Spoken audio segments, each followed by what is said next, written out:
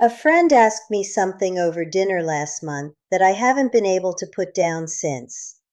She said, "Margaret, if you had to give up cruising after just 11 more sailings, if that was the whole of it, where would you go?"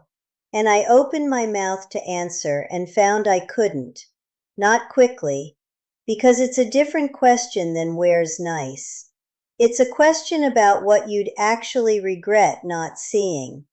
So I went home and I made the list, honestly, the 11 I'd spend my last sailings on, and I want to give it to you today because I think a lot of us reach a certain age and start cruising like there's unlimited time.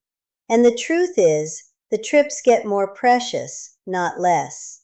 This isn't a sad list. It's the opposite. It's the list you make when you finally decide to stop saving the good china. Let me say one honest thing up front, so you trust the rest. I have not done all 11 of these myself. There's one near the end I'm still waiting on, still a little afraid of, and I'll tell you which when we get there. And I can't truly rank them in order, because the right 11 for you depends on your needs, your budget, and what makes your heart lift. So treat my order as a gentle build, not a scoreboard. I'm starting with the ones nearly anyone can do comfortably, and ending somewhere wilder. Stay with me and keep a pen handy, because by the end you'll have all 11 and, I hope, a quiet fire lit under at least one of them. Take a picture of the screen when I gather them. And if you're new, I'm Margaret, your cruise companion, and I make these for those of us sailing after 60 who've decided the best trips are still ahead, not behind. Let me begin with the one I'd send absolutely everyone to first. Number 1. Alaska's Inside Passage. If you do only one great cruise in your life, make it this one, and do it while your eyes are sharp enough to drink it in.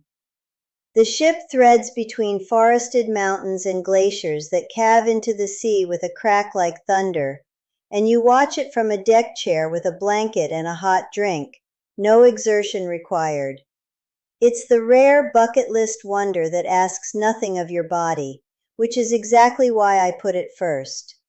The classic lines have decades of Alaska expertise, and the land and sea tours let you go inland to Denali without ever packing a suitcase twice. A word on doing it right, because the details make it. Sail in May or September, the shoulder months, and you'll pay less and share the glaciers with far fewer people, though do pack for cooler air. Choose a sailing that actually enters Glacier Bay. Not everyone does, because a national park ranger comes aboard and narrates the ice, and it's the finest day of the whole trip. And if there's one place a private balcony earns its cost, it's here, because the glaciers and the whales put on a show that runs for hours, and you'll want to watch it in your robe with a hot coffee. Number 2, the Norwegian Fjords. Alaska's quieter European cousin, and to my eye, every bit as staggering. Sheer cliffs, waterfalls pouring straight into water so still it mirrors the sky, tiny red villages tucked into green. The ships sail right up into the narrow fjords so the landscape comes to you while you sit.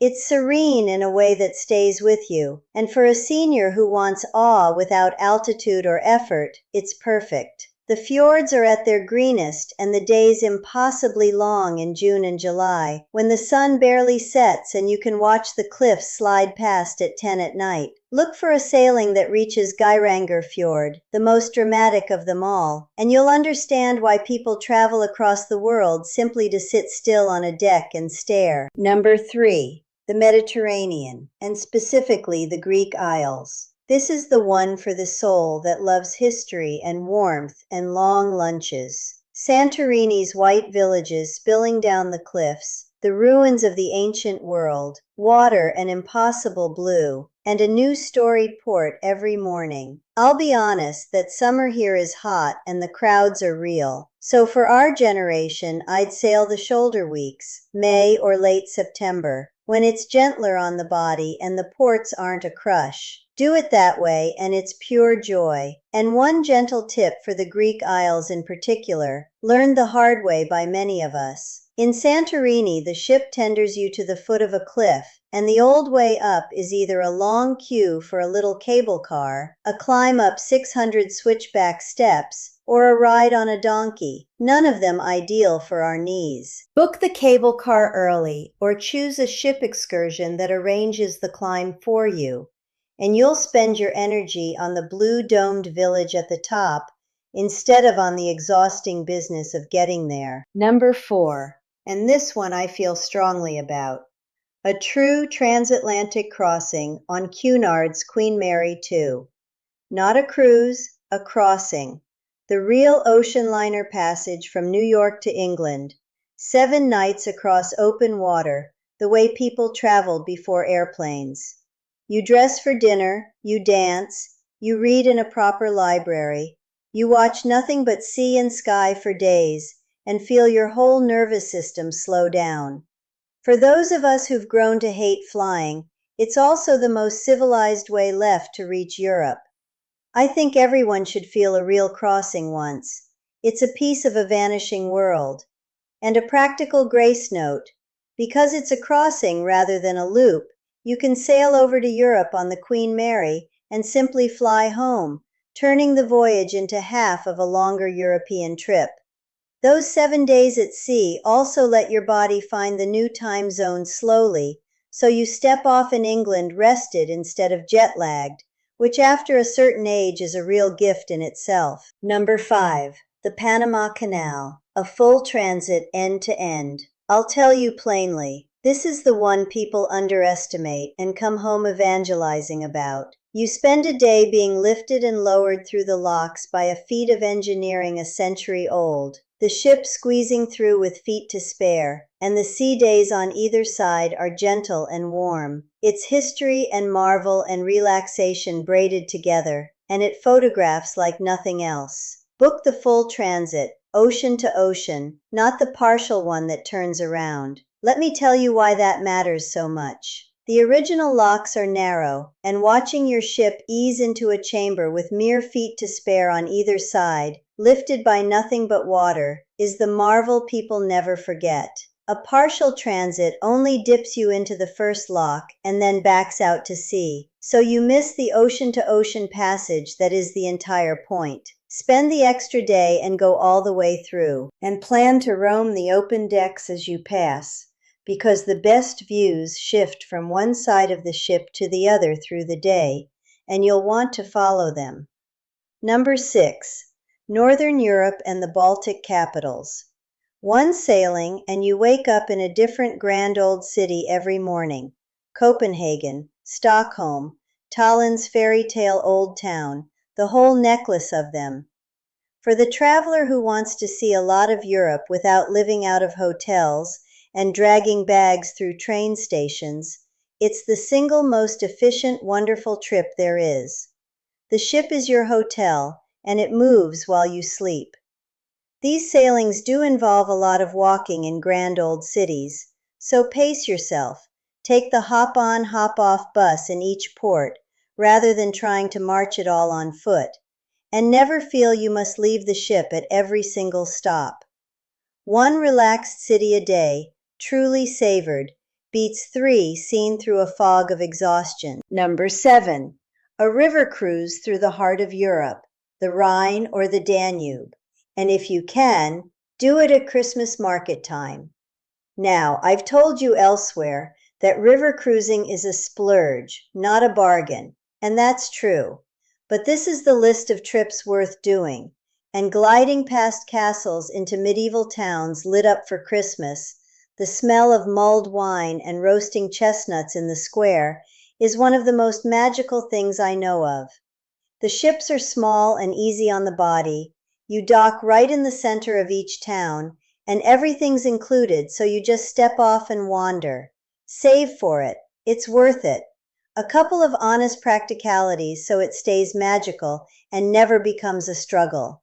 The prettiest markets are in Nuremberg, Vienna, Budapest, and the little towns strung along the Rhine, and the sailings that run late November into December are the ones lit up for Christmas. River ships are small, which is much of their charm, but that also means small elevators, or now and then none at all, and cabins toward the stern can feel more of the engine's hum.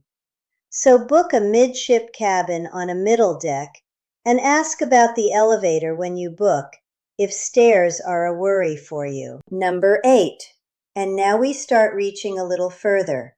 The Nile, a small riverboat drifting past temples and tombs that are 3,000 and 4,000 years old. Egypt unrolling on the banks like a storybook. It's warm, the boats are gentle, and you see the wonders of the ancient world from a deck chair. Do check the guidance and travel with a good operator, and go while the wonder still outweighs the fuss, because nothing else on earth is quite like waking up beside the temples of Luxor. If you do sail the Nile, a smaller riverboat slips into moorings the big ones can't and feels far more intimate, and the cooler months, October through April, spare you the fierce Egyptian heat that can be genuinely dangerous for older travelers in high summer. Pair it with a couple of nights in Cairo for the pyramids, and you've seen the wonders of the ancient world in one gentle, unforgettable trip. Number 9. Japan, and I'd aim for cherry blossom season in spring or the fiery leaves of autumn. Cruising Japan is a revelation. Immaculate cities, ancient temples, food beyond description, and a culture of courtesy that treats older travelers with genuine reverence. The ports are efficient, and the whole country runs like a clock, which makes it far easier on us than you'd expect from somewhere so far away. It's the far side of the world made gentle. Aim for the cherry blossoms of late March and early April, or the blazing maples of November. And know that many temples involve steps and gravel paths, so choose the tours marked for easier access if stairs are hard on you. The famous bullet trains are a joy and quite accessible, and the whole country's gift to an older traveler is how safe, clean, and courteous it is at every single turn. Number 10.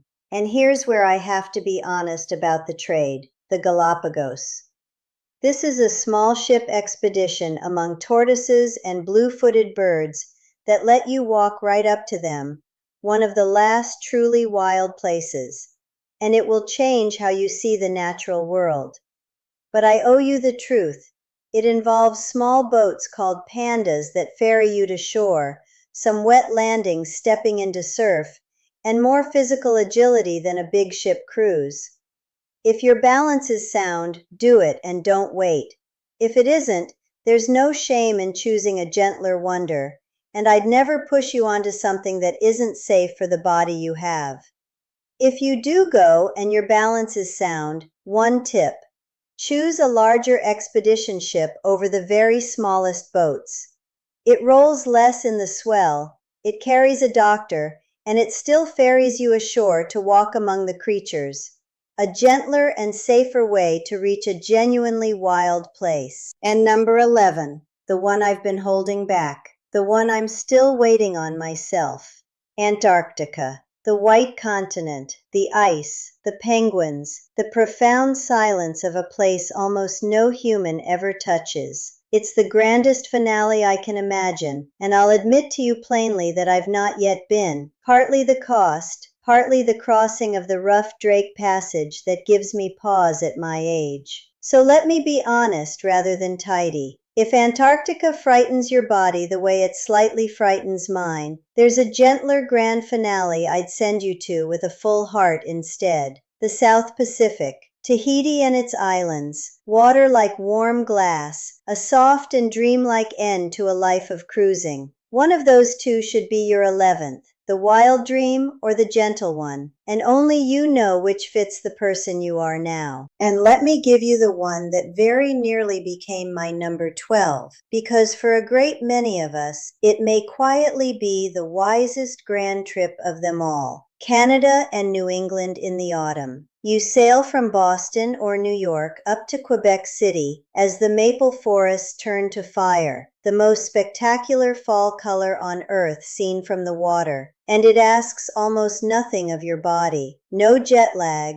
no long flight, no foreign language, no tropical heat, no rough open crossing. Just crisp air, lobster and lighthouses, grand old cities you can reach from home in an afternoon's drive to the port, and scenery that stops your heart. If Antarctica feels a bridge too far and Tahiti too distant, this is the bucket list cruise hiding in your own backyard, and I put it near the very top for anyone who wants the wonder without the where. So here they are, all 11, and this is your moment for a photo. Alaska's Inside Passage, the Norwegian Fjords, the Greek Isles, a Queen Mary II crossing, the full Panama Canal, the Baltic capitals, a Rhine or Danube Christmas cruise, the Nile, Japan in blossom, the Galápagos if your balance is willing, and Antarctica or the gentle Tahiti finale to close. 11 sailings worth arranging a life around. You know, more than a few of you will watch this and feel that little pull toward one of them, and then let the planning overwhelm you and do nothing, and that would be the real tragedy. The planner inside the Senior Cruise Companion Collection is built exactly for turning a someday into a booked date. The countdown, the packing, the mobility and medication side sorted, so a big trip doesn't frighten you off. The link's in the description, and there's a code on your screen for those watching on the television. Only if it helps you actually go. But here's the heart of it, and then I'll let you daydream. We spend the first 2/3 of our lives saving things for later. The good bottle, the good trip, the someday. And somewhere after 60, the wise ones among us finally understand that later has arrived, that this is the good time, right now, while we're well enough to stand on a deck and gasp at a glacier. You don't need all 11. Pick one, just one, and instead of saving it for a someday that keeps receding, put a date on it this week. That's the whole secret. The list means nothing until one of them has a date. I'm Margaret, your cruise companion. Don't save the good china. Book the trip, and I'll see you on the next one.